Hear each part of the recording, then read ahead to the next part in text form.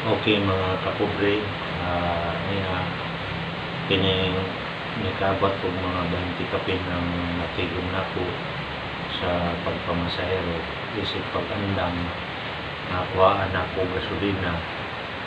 Kuha na mo gasolina sa inandam nga trabaho pagsubida sa bukid kay maglibre sa kay man mi sa mga estudyante.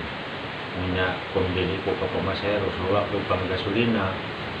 So, dili ka subida sa bukid, siyempre, mamasahero ko magabi, aron makatigom para naay magasto nga gasolina sa matag adlaw para sa mga estudyante nga malibre na kung sakay. Kung putol sa among maagihan sa mga eskwelahan, ay